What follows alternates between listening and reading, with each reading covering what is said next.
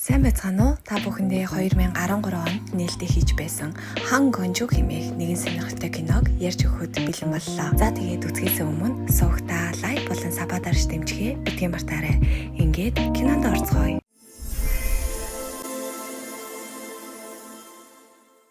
Кино манай гол дүр болох Хан Гонжу хэмээх өсвөр насны охин багш нарынхаа илт ширүүн асуултнуудад хариулж буйгаар эхэлдэг. Гонжу дуу хөгжимд хайртай гэдгээ илэрхийлж, түүнд тохиолдсон зүйлс өөрийнх нь буруу биш хэмээн мэдэгддэг. Эсэн хэдий ч багш нар нь түүнийг сургуулиасаа хөөж байгаагаа мөн өөр сургуульд элсэх шаардлагатайг сануулдаг. Ингээд сургуулиасаа хөөгдсөний дараа Гонжу цаашдаа яах ихээ мэдэхгүй хэсэг хугацаанд төөрөлдөн байж байх үед нь түүний ангийн багш нь болох Ноён Ли туслахаар хурж ирдэг. Тэрээр Гонжууд өөр хотод шин сургууль олж өгөн элсэхэд нь туслахаар болдог боловч Гонжууд тэр хотод нь байх газар байхгүй байлаа. Ингээд аргаа барсан Ноён Ли өөрийн ээж болох Чо хатагтайтай уулзсан Гонжуг хэсэг хугацаанд гэртээ байлгахыг хүсдэг.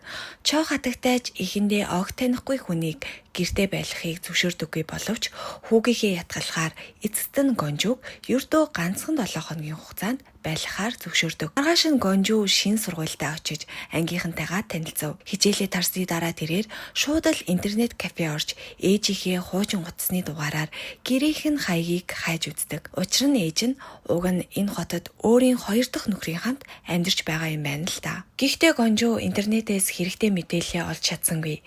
Үүний дараа Гонжу Чо хатагтайгийн хүнсний дэлгүүрт очиж ойр зургийн ажилтанд тусалж өгөхөд энэ нь Чо хатагтайд ч таалагдаж Гонжууд баг багаар тасаж эхэлж байлаа. Дараа өдөр нь хичээлээ дараад явж байхдаа Гонжу хэсэг охтын дуулах бэлтгэл хийж байгааг анзаарав. Гэвч тэр охтын нэг нь Гонжуг хармагц тэрээр бушуухан л нүүр буруулаад явчихдаг. Дараа нь Гонжу усан сэлэлтийн хичээлдээ ордог. Шин сургуультай ирснээсээ хойш тэрээр усан сэлэлтийн хичээлд дурлаж эхэлсэн байлаа. Гонжу дасгалаа дусаад хувцас солих зураа амандаа аяархан дуу аялаж байтал гаднаас нь Юнхи хэмээх охин түүний дуулахыг нууцаар бичээд авчихдаг. Юнхи бол сургуулийн дууны хамтлагийн ахлагч бөгөөд Гонжу дээр очиод түүний дуу хоолой гайхамшигтай хэмээн магтаж эхлэв. Мөн Гонжу руу инээмсэглэн хэрв хамтлагт нь орвол бид амжилтанд хүрч чадна гэдгийг хэлээд Гонжу баярлан хүлээн аавна хэмээн бодов. Гэвч Гонжу түүний энэ саналаас ууртайгаар татгалзаж хамтлагт нь орохыг хүссэнгүй. Энэ явдлын дараа Гонжу ээжигээ хайхаар гарч явлаа. Эцэст нь тэр ээжигээ нэгэн хүнсний дэлгүүрт ажиллаж байгааг олж мэджээ. 3 жилийн дараа ээжигээ дахин харсандаа Гонжу маш их баярлаж амьдралдаа цоо шин зориг олсон мэтэл мэдрэмж авч байлаа. Гэтэл яасан гэж ээж нь түүнийг харсандаа огтхонч баярлсан шинжгүй байх бөгөөд Гонжу руу хүйтэн харцаар ширтэн дахин хизээж өөр дээр нь ирж болохгүй хэмээн хатуухан хэлээд авдаг. Манай Гонжууч хөөрхий эдгээр үгсийг нь сонсоод бүр гүн цочирдож сэтгэлээ унан эргэж хараад чимээгүйхэн холдож одов. Маргааш нь тэр сургууль дээрх дууны танхимд нь хинч байхгүй байгааг анзаараад энэ боломжийг ашиглан дуулж эхлэв. Гэвч тэр өөрийгөө ганцаараа байна л гэж бодсон боловч Юнхи болон хамтлагийн бусад гишүүд хаалганы цаанаас түүнийг анхааралтай сонсоод байж байдаг. Түүний гайхалтай хоолойг сонсоод тэд алмайран биширч байтал Гонжу гинэт өөрийг нь ажиглаж буйг анзаармагцаа дуугаа шууд л зогсоож хурдгаан гарч яв. Юнхи болон түүний хамтлагийн гишүүд Гонжуг дагаж түүнийг магтаж хамтлагтаа элсхийг ятгахаар оролдов. Гэвч тэр дахин татгалзан тэднийг орхиод явчихдаг. Ингээд шин сургуультай орсноос хойш нэг 7 хоног өнгөрч тэр хатагтай Чогийн гэрээс явах цаг нь болжээ. Тэрээр эд зүйлсээ баглаж явгаасаа өмнө сүүлчийн удаа хатагтай Чотой уулзахаар очиход хатагтай Чо түүнийг зогсоож хүссэн хугацаагаараа энд байж болно хэмээн хэлдэг. Үүнийг сонссон манай хүн маш их баярлаж үлдэхээр шийдэв. Маргааш нь тэр сургуулийн дууны багтаж нэгтгэр болж тэр өдөр бүр хамтдаа бэлтгэл хийж эхэллээ. Мөн усан сэлэлтийнхээ дараа хатагтай Чогийн ажилд туслахаар эргэн тойрныхонтойгооч сайхан харилцаа тогтоож бүх зүйл сайхан болж байгаа мэт санагдаж байв. Нэгэн өдөр хуучин ангийн багш Ноён Лин түүн дээр зочлон ирэв.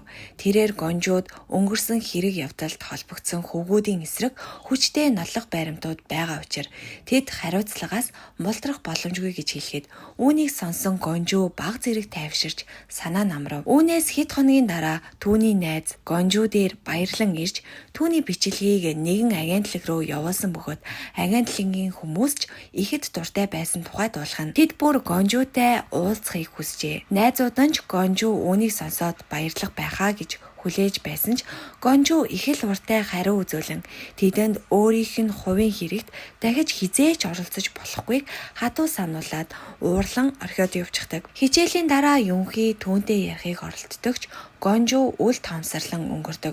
Гэвч Юнхи түүний уурыг хувийн зүйл мэт хүлээж авахгүйгээр тайван хандаж яагаад ийм санал боломжийг хүлээж авахгүй байгааг нь асуудаг. Юнхигийн энэ үгийг сонсоод Гонжугийн уурч аажмаар ярилцахад Юнхи ч түүнийг гэртээ урьж тэд хамтдаа ярилцгаар болдог. Гонжугаас хизээ нэгэн цагт хүнтэй үнсэлцэж байсан эсхийг нь асуудал. Гонжу хариуд нь би 44 хүүгүнтэй үнсэлцэж байсан хэмээн хариулав.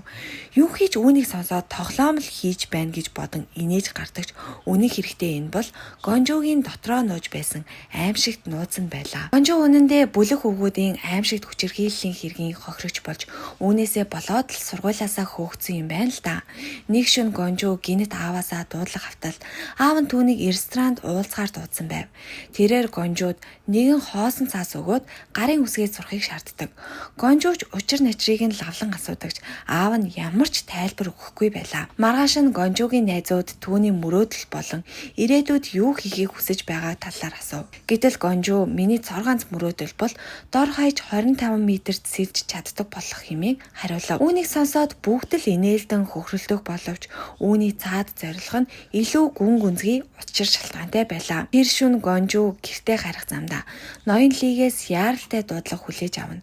Ноёнли түүнээс ямар нэгэн бичиг баримт дээр гарын үсэг зурсан эсхийг нь шалгахад Гонжу тиймээ хэмээн хариуллаа.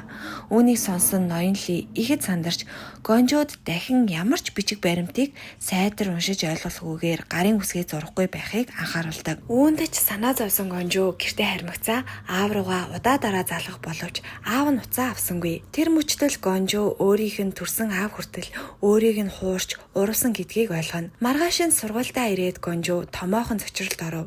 Учир нь түүний найзууд өөрийнх нь дуудуулж буй бичлэгийг нь интернетэд байршуулчихсан байх нь тэр.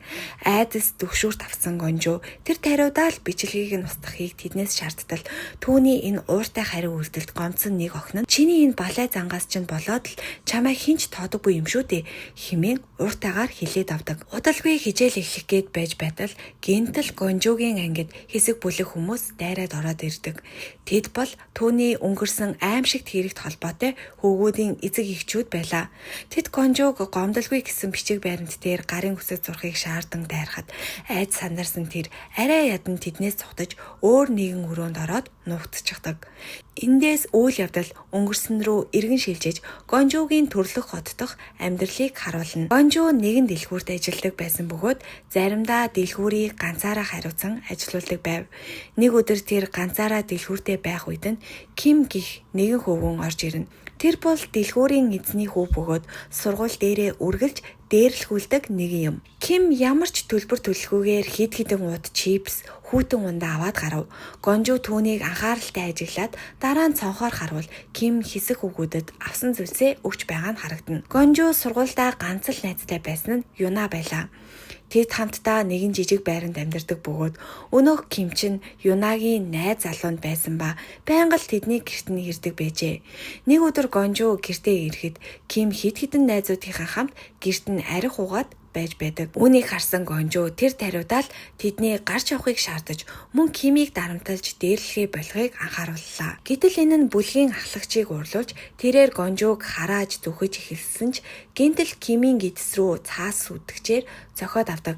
Үүнд нь сандарч яйсан Гонжу яаралтай цагдаа руу залгаж хэсэг хөвгүүд түүний гэрт дайран орж найзыг нь зодож байгааг мэдээлв. Гэвч тэр үргэлжлүүлэн ярихаас нь өмнө хөвгүүдийн нэг нь түүний гар утсыг булаан авч цагдаа нарт энэ нь зүгээр л хуурамч дуудлага байсан хэмээн мэдүүлчихдэг. Ингээд энэ өдрөөс хойш хөвгүүд Гонжугийн гэрт байнга л ирэх болов.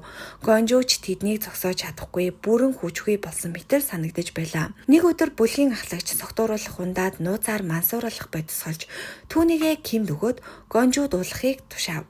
Тэгтэл Кимч Гонжугийн дэргэд очиод согтууруулах хундааг уухыг шаардаж эхлэв. Гонжу ч ихэндээ татгалзах боловч Ким түүн чи үүнийг ууж байж л эдгээр хөвгүүд эндээс явах боломж шүү дээ хэмээн хэлдэг. Ингээд Гонжу тэднийг бушуухан л явуулахыг хүсэж байсан тул эцэст нь согтууруулах ундааг нь уужгадаг.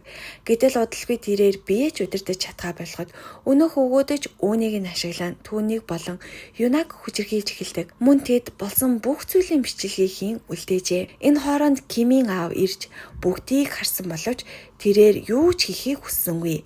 Зүгээр л хүүгээ дагуулan гараад юу ч хараагүй мэтэл явж одов.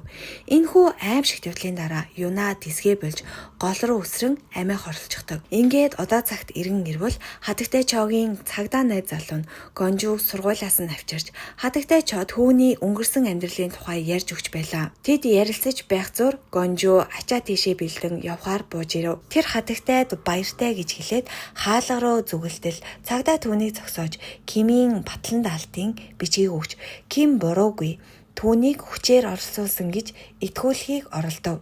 Гэхдээ Гонжу үүнийг хүлээн зөвшөөрсөнгүй. Түүний хувьд Ким бусадтай л адил буруутай байлаа. Тэр шөнө Гонжу орогнохч газаргүй болж аав руугаа олон удаа залгасан ч уцаа авсангүй.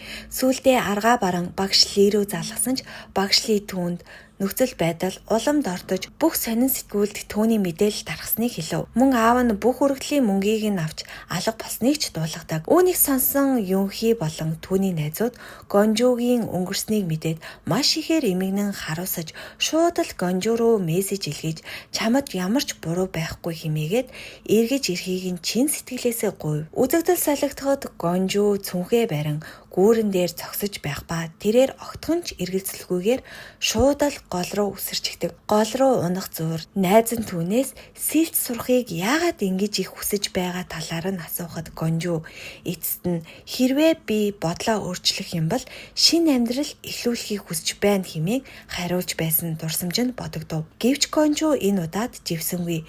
Тэр сэлж эхэлдэг. Тэрээр өнгөрсөндөө сүгдэх бус хизөө бүхнийг даван туулахыг сонгож буйгаар энэхүү кино маань төгсөж байна. За ингээд кино таалагдсан бол сувгтаа лайк болон subscribe дарж нэмжихээ битгий мартаарай.